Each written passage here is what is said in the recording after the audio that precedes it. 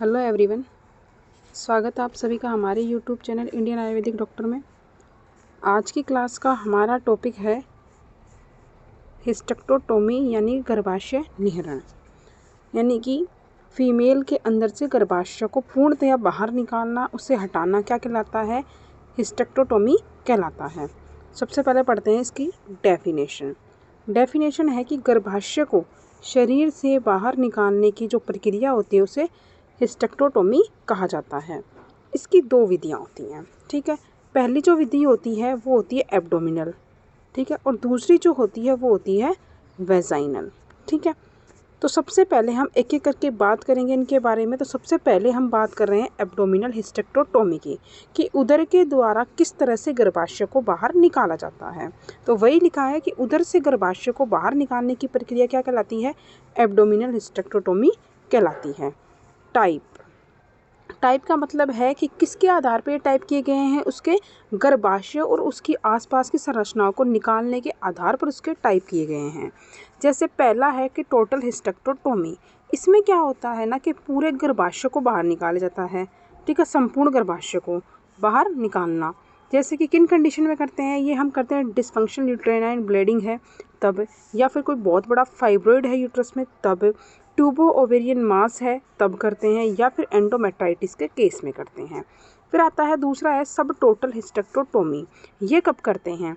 इसमें क्या होता है? सब टोटल का मतलब है सब लग गया ना, इसका मतलब है टोटल तो नहीं निकालना है, पूरा तो नहीं निकालना है। इसमें क्या होता है? यूट्रस के 3 पार्ट होते हैं, उनमें से उसकी बॉडी यानी कि कार्पस को क्या करना? बाहर निकालना, सर्विस को छोड़ देना। तो 3 पार्ट होते हैं, ठीक है। एक फंडस होता है, एक बॉडी होती है और एक होती है सर्विक्स, ठीक है। तो ये पार्ट क्या करते हैं? उसका बाहर निकालने थे, बाकी जो सर्विक्स होती है उस पार्ट को छोड़ दिया जाता है। तो वो होती है सब टोटल, ठीक है। ये कब किया जाता है? ये ट्यूबो ओवेरियन मास जब छोटा हो तब, ठीक है। एंडोमेट्राइटिस के केस में भी किया जा सकता है, या फिर ऑब्स्ट्रक्टिव कोई कोज हो सकता है उसके केसेस में किया जा सकता है। नेक्स्ट है सागोपांग गर्भाशय निहरण यानी कि पैन हिस्टेक्टोटोमी। क्या होती है देखते हैं।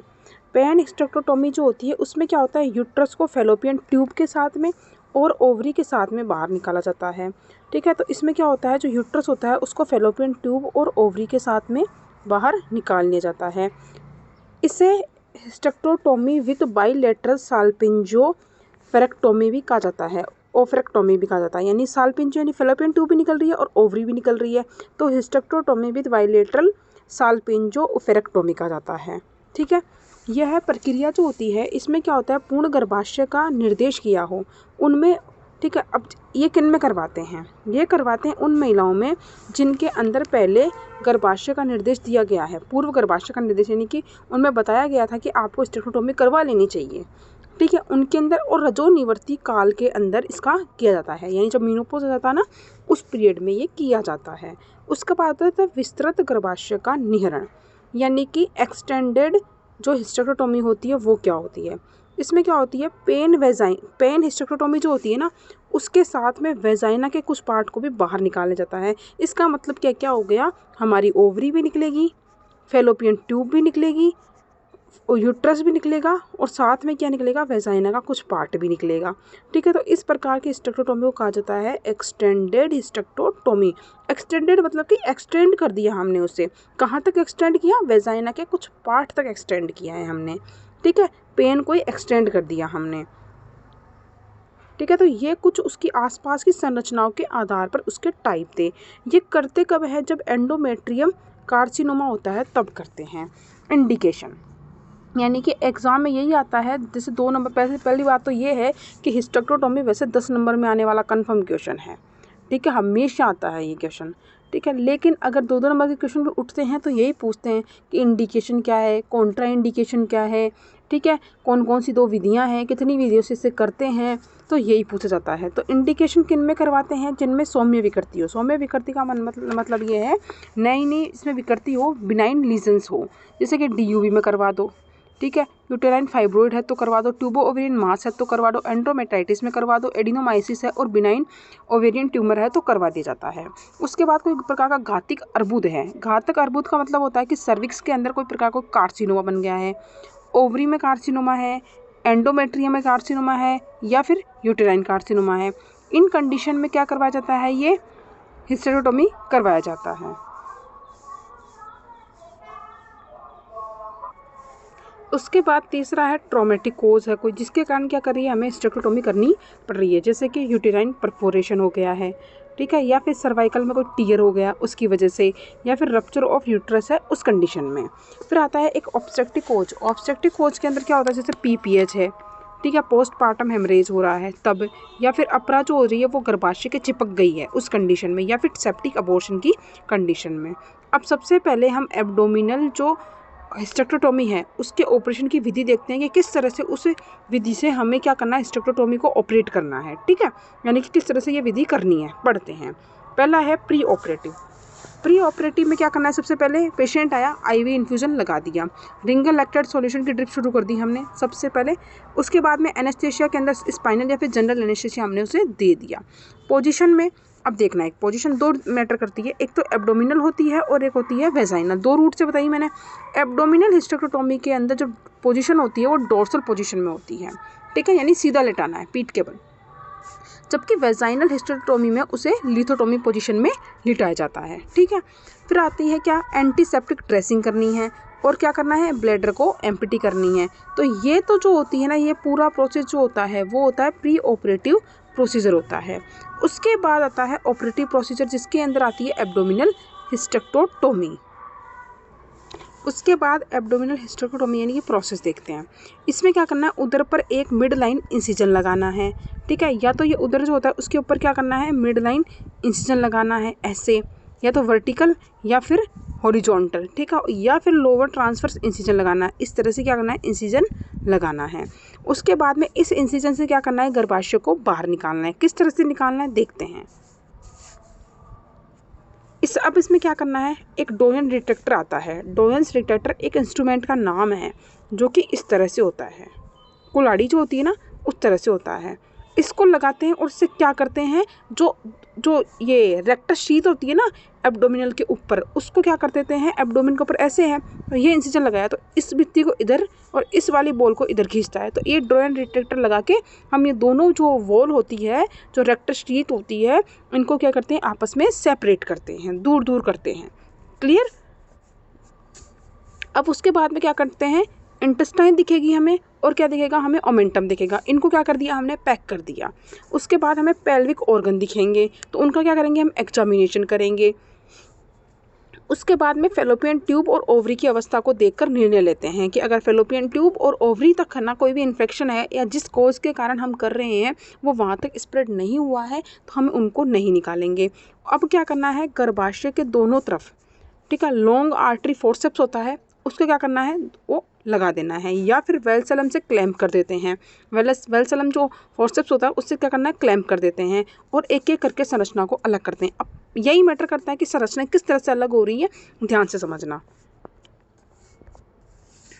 सबसे पहले अब क्या कर रहे हैं, फर्स्ट स्टेप में क्या निकाल रहे हैं, पहले अगर ओवरी अगर निकालनी है तो पहला है ओवरी निकाल रहे हैं हम। कैसे निकालेंगे, सबसे पहले इनफंडीबुलम पेल्विक लिगामेंट पर क्लैंप लगा देंगे। क्लैंप ऐसे एक चिमटी सी आती है ना, ठीक है, उससे क्या कर दिया हमने, इनफंडीबुलम पेल्विक लिगामेंट पर क्लैंप लगा दिया, ठीक है, ये चिमटी लगा दी हमने, क्लैंप लगा दिया, ठीक है, मैं थोड़ी समझाने के लिए बोल रही हूँ ऐसे। उसके बाद में क्या करता है, ट्रांसफिक्सेशन सूचरिंग करते हैं। अब उस क्लैंप को लगा दिया और क्लैंप के बाद में क्या कर दिया, उसे कट कर दिया। तो कट कर दिया तो जो ओवरी के साथ जो लिगामेंट अटैच था वो हट गया, और वो लिगामेंट को अगर काट दिया तो ओवरी क्या हो गई, फ्री हो गई, क्योंकि वो उस लिगामेंट के द्वारा ही क्या थी, उसमें पेल्विक जो हमारी कैविटी उसके अंदर बंधी हुई थी, तो वो फ्री हो गई। उसके बाद क्या करती है, वो लिगामेंट काटने के बाद में ट्रांसफिक्सेशन सूचरिंग करती। इसके लिए हमने क्रोमिक कैटेगट नंबर 1 का प्रयोग किया। ये थ्रेड आते हैं, इनके नंबर हैं, ठीक है। अब स्टेप 2, अब ये दूसरा है, दूसरे में ये पहला था कर लिया, अब दूसरे में क्या कर रहे हैं, हम लिगामेंट काट रहे हैं, किसके, यूट्रस के। यूट्रस के अंदर 3-4 तरह के लिगामेंट होते हैं। एक होता है ब्रॉड लिगामेंट, ठीक है, एक होता है राउंड लिगामेंट, जो कि आपने जब ओप्स पढ़ी होगी तो पढ़ाया होगा, ठीक है। फिर आता है एक होता है ओवेरियन लिगामेंट, ओवेरियन आर्टरी होती है, उसको काटा। एक फेलोपियन ट्यूब, इनको काट करने के बाद में क्या करता है, पेरिटोनियम को काटते हैं। इनको अलग कर दिया, क्लैंप लगाया और काट दिया और इनकी सूचरिंग कर दी। फिर तीसरा स्टेप, थर्ड स्टेप में हमने क्या किया, आप गर्भाशय की आगे की ओर, एक सेकेंड, अब ये गर्भाशय होता है, इसके आगे की ओर हमेशा क्या होता है, मूत्राशय होता है, और इसके पीछे की ओर हमेशा क्या होता है, मलाशय होता है। ठीक है, गर्भाशय जो होता है मूत्राशय के बीच स्थित, गर्भाशय और मूत्राशय इन दोनों के बीच में यहाँ पे स्थित क्या होता है, एक यूटेरोवेसिकल पाउच होता है। उनके अंदर इस यूटेरोवेसिकल पाउच ये रहा, ये मान लो। ठीक है, तो इसके अंदर क्या करना है, हमें खोलना है। ठीक है, यूटेरोवेसिकल पाउच को खोलना है और मूत्राशय को पृथक करना है। इस मूत्राशय से इस गर्भाशय को और इस मूत्राशय का जो आपस में रिलेशन है इसको कट कर देना है। इससे क्या करते हैं, आगे की ओर धकेल देना है। इस मूत्राशय को आगे धकेल देंगे और गर्भाशय को निकाल लेंगे काट के। तो ये वाला टूट गया। ठीक है, लिगामेंट इसके साथ जो रिलेशन था वो भी खत्म हो गया और हमने सारे लिगामेंट काट ही दिए। ओवरी के साथ जो था वो भी निकाल लिया हमने। अब क्या करना है नेक्स्ट, हाँ, इस प्रकार क्या होता है, ब्लेडर और यूरेटर्स इनको क्या करते हैं, सर्विक्स और वेजाइना के ऊपरी भाग में धकेल देते हैं। अब जो भी सर्विक्स के साथ जो लिगामेंट्स थे जो, ठीक है, उनको क्या कर दिया, ब्लेडर और यूरेटर के जो भी सर्विक्स के साथ में लिगामेंट से जो अटैचमेंट थे उनको क्लैम्प किया, उनको काट दिया हमने। अब स्टेप 4 में गर्भाशय के पीछे की भाग आ जाओ। 3 में हमने आगे के सल्टाए थे, आगे का साफ किया, गर्भाशय के आगे का मामला हमने क्लीन किया। अब गर्भाशय के पीछे का मामला क्लीन करते हैं। ठीक है, गर्भाशय के पीछे क्या किया हमने, पेरिटोनियम थी, उसमें चीरा लगा दिया। चीरा लगा के यूटेराइन वेसिकल्स स्पष्ट दिख जाती है। उनको क्या किया, यूटेराइन वेसिकल्स जो थी उनको क्लैम्प कर दिया हमने, क्लैम्प करके थ्रेड से बांध दिया उनको। अब इंटरनल ओस के स्थान पर, ठीक है, इंटरनल ओस के स्तर पर गर्भाशय की रक्त वाहिनियों को क्लैम्प कर दिया। अब जो इंटरनल ओस था वहाँ पे भी क्या होती है, ब्लड वेसल्स तो होती हैं, तो वहाँ की ब्लड वेसल्स को काटा और वहाँ पे क्लैम्प कर दिया और गर्भाशय की रक्त वाहिनियों को बांध दिया। ठीक है, अब आता है स्टेप 5 में क्या करना है, जो कार्डिनल लिगामेंट होता है उसे भी हमने काट दिया, कार्डिनल लिगामेंट को भी क्लैम्प कर दिया। स्टेप 6 में पीछे की ओर क्या होता है, यूट्रोसैक्रल लिगामेंट होता है, उसे भी काट कर दिया। ठीक है, यूट्रोसैक्रल लिगामेंट यूट्रस और सैक्रम जो होती है उसके बीच होता है, उसको भी क्या कर दिया हमने। पीछे की ओर की बात कर रही हूँ मैं, मलाशय वाला पीछे नहीं है, रेक्टम वाला तो 4th नंबर स्टेप में ये रहा। ठीक है, गर्भाशय के पीछे। अब मैं बोल रही हूँ कि जो पीछे, वैसे पीछे जो ना पोस्टीरियर, ठीक है, उसमें जब यूट्रस जो होता है वो सैक्रल बोन जो होती है हमारी, जो ये जो रीढ़ की हड्डी होती है ना, उसकी बात करी हूँ, जो सैक्रम बोन, कॉक्सिस बोन होती है, तो सैक्रम के साथ जो भी लिगामेंट होते हैं ना उनको काट दिया हमने। उसके बाद में यूट्रस और सर्विक्स को वेजाइना से जुड़ने के स्थान से, अब जिस स्थान से सर्विक्स जो होती है वो वेजाइना से जुड़ी होती है उस स्थान से पृथक किया और वहाँ पे क्या कर दिया, योनि भाग का सीवन करके इसे बंद कर दिया हमने। ठीक है, और उसी के साथ में राउंड लिगामेंट को फिक्स कर दिया। ठीक है, और वहीं पे कहीं सुचरिंग करके राउंड लिगामेंट जो था उसे कट करके वहाँ पे फिक्स कर दिया। अब स्टेप 7 में पेरिटोनियम की सामान्य विधि को सील कर दिया जाता है, यानी कि पेरिटोनियम की सामान्य विधि से अब सबसे पहले फिर रेक्टस शीथ को, सबसे पहले एब्डोमिनल के ऊपर क्या थी, सबसे नीचे क्या थी, पेरिटोनियम को बंद किया। उसके बाद ऊपर की जो मसल्स थी उनको किया, टिश्यू थे उनको सुचरिंग कर दी। उसके बाद में रेक्टस शीथ आती है उसको सुचरिंग कर दी और उसके बाद में एब्डोमिनल की जो ऊपर की जो स्किन होती है उसके ऊपर सुचरिंग कर दी जाती है। तो वही बता रहा है कि सामान्य विधि से सील कर दिया जाता है, मतलब कि सुचरिंग कर दी जाती है। और उसके बाद में पेरिटोनियम की क्लीनिंग कर दी, क्लीनिंग करके उधर की जो लेयर बाई लेयर आती है उसको सुचरिंग करते हुए उधर को बंद कर देते हैं। क्लियर? तो ये थी आपकी एब्डोमिनल हिस्टेक्टोटोमी की विधि। अब एब्डोमिनल हिस्टेक्टोटोमी जो विधि होती है उसको करने से क्या होता है, कॉम्प्लिकेशन, वो देखते हैं। एक तो होता है तत्कालिक तो क्या होगा, कोई भी शल्यक्रम होता है, सीधी सी बात है, वहाँ पे ब्लीडिंग होती है, तो वही ये हेमोरेज देखने को मिलेगा। अंदर हो सकता है कि आप जब इंसिजन वगैरह लगा रहे हो तो आपको निकालना गर्भाशय था, हो सकता है फेलोपियन ट्यूब के ऊपर कोई किसी तरह का कोई कट लग गया हो, तो वही है कि अंदरूनी अंगों पर कोई प्रकार का आघात लग गया हो, या फिर ओमेंटम को जब हटा रहे हो, पैक कर रहे थे, ओमेंटम पर किसी प्रकार का कोई कट लग गया हो, तो ये सब बताया है। कॉम्प्लिकेशन ये और क्या ये। उसके बाद में शल्यक्रम के बाद में हो सकता है कि हाइपोवोलेमिक शॉक में चले गया पेशेंट, रिटेंशन ऑफ यूरिन हो रहा हो, ठीक है, मूत्राघात हो गया हो, फीवर हो रहा है या फिर रक्तस्राव हो। उसके बाद है पश्चातकालिक, यानी कि रिमोट है कि इंसिजनल हर्निया हो सकता है, जहाँ पे आपने जो इंसिजन लगाया है उससे क्या होती है, हर्निया हो सकता है वहाँ पे, या फिर डिप्रेशन में जा सकती है पेशेंट, या फिर सेक्सुअल डिसफंक्शन हो सकता है, सेक्सुअल परफॉर्मेंस अच्छी नहीं हो सकती उसे। दूसरी है, अब पहली विधि हमने पढ़ ली, अब सेकंड मेथड पढ़ रहे हैं हम, वेजाइनल हिस्टेक्टोटोमी पढ़ते हैं। गर्भाशय को योनि मार्ग के द्वारा बाहर निकाला जाता है, ठीक है। और गर्भाशय को वेजाइनल रूट से बाहर निकालना क्या कहलाता है? वेजाइनल हिस्टेरेक्टोमी कहलाती है। यह अधिकांशतः किन कंडीशन में किया जाता है? जिसके अंदर यूटेराइन प्रोलेप्स देखने को मिलता है। मेन है ये कि रोग जो होते हैं ना, जनरली अदर प्रोसेस में हम एब्डोमिनल हिस्टेरेक्टोमी कर सकते हैं, लेकिन अगर यूटेराइन प्रोलेप्स हो गया 1 डिग्री 2 डिग्री 3 डिग्री किसी भी तरह का, तो हमें वहाँ पर, क्योंकि प्रोलेप्स में क्या होता है, सर्विक्स तक आ गया, पहले तो क्या होता है उसका बॉडी पार्ट सर्विक्स तक आ जाता है, फिर सर्विक्स क्या होती है, वेजाइनल रूट से बाहर आती है, फिर वेजाइनल रूट से बाहर आने के बाद फिर वो वल्वल रीजन से बाहर आ जाती है, जिसे कंप्लीट प्रोसीडेंसिया की कंडीशन कह रहे थे हम। तो वो सब जब कंडीशन आ जाती है 1 डिग्री 2 डिग्री 3 डिग्री जब यूटेराइन प्रोलेप्स हो जाता है, तो उन कंडीशन के अंदर हम क्या करते हैं, वेजाइनल हिस्टेरेक्टोमी करते हैं, क्योंकि उसी रूट से क्या करना है, हमें फिर यूट्रस को बाहर निकाल लेना है। तो ये बताया गया है यहाँ पे, ठीक है। परंतु केवल योनि मार्ग से किया गया गर्भाशय छेदन यानी कि हिस्टेरेक्टोमी जो हुई, परंतु योनि मार्ग से की गई जो हिस्टेरेक्टोमी है वो योनि ब्रंश को ही ठीक नहीं करती, बल्कि इसके साथ में पेल्विक फ्लोर की जो रिपेयर होती है, पेल्विक फ्लोर के रिपेयर के ब्रंश करके ब्रंश को भी ठीक कर देती है। यानी इससे क्या होता है, पेल्विक फ्लोर जो होता है, जिसके पेल्विक फ्लोर पे जो मसल्स होती हैं उनको भी क्या करती है, उसकी जो बंधन होते हैं, उनकी जो लिगामेंट होते हैं उनको भी ठीक करती है, साथ में ही उसके ब्रंश को भी ठीक कर देती है। कहने का मतलब ये है। इसमें क्या होता है, ये होता है associated repair of pelvic floor, pelvic floor को भी रिपेयर करेगी, विच इच यानी कि जो कि है एक करेक्टिव सर्जरी फॉर प्रोलेप्स, ये एक प्रोलेप्स के लिए एकदम अच्छी सर्जरी है, जो कि साथ साथ में क्या करती है, पेल्विक फ्लोर को भी रिपेयर करती है, ठीक है। ये जनरली प्रोलेप्स के लिए की जाती है, ध्यान रखना। इसका नाम जो होता है, इसका नाम NARD नॉड या फिर मायोज ऑपरेशन भी होता है, ठीक है। नॉड या फिर मायोज ऑपरेशन भी से कहा जाता है, वो ज़्यादा इंपॉर्टेंट नहीं है ये बात,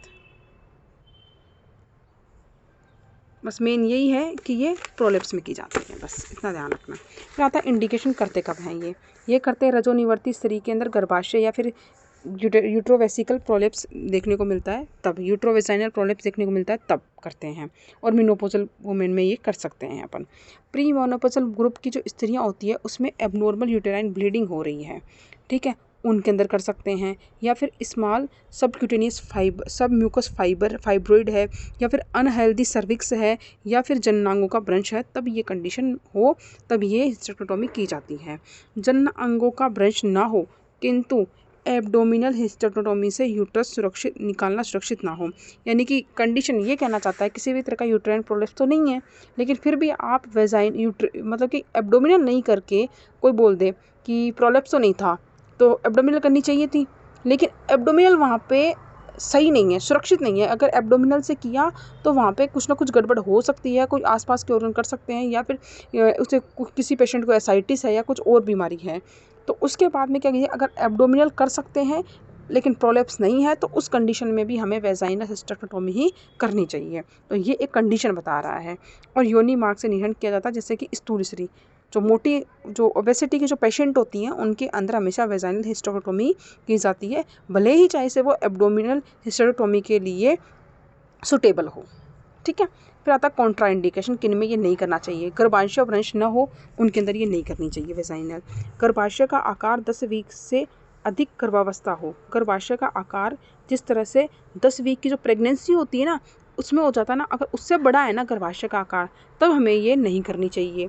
गर्भाशय की अन्य रचनाओं से सशक्त हो, यानी कि गर्भाशय जो है अन्य लिगामेंट से अगर स्ट्रांगली अटैच है ना, तब हमें नहीं करनी चाहिए।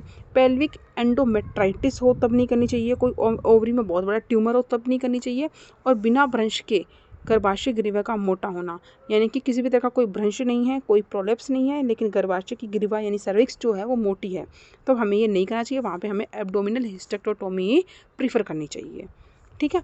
फिर आता है सर्जरी, देखते हैं किस तरह से करते हैं वेजाइनल रूट से हिस्टेरेक्टोमी। इसमें क्या होता है, स्पाइनल दे दो, या तो पीछे स्पाइनल दे दो, एपिड्यूरल दे दो, या फिर जनरल एनेस्थीसिया दिया जाता है, ठीक है। इसमें क्या होता है, मिनिमल वेजाइनल रूट में, मेनली वेजाइनल रूट में हमेशा स्पाइनल एनेस्थीसिया ही यूज़ होता है, इम्पोर्टेंट है, ठीक है। वेजाइना में क्या लगाया, अपसिम्स स्पेकुलम लगाया हमने, और क्या किया, उसे विस्फारित किया, डायलिटेशन किया, क्या हुई, सर्विक्स विजिबल हुई में, ठीक है।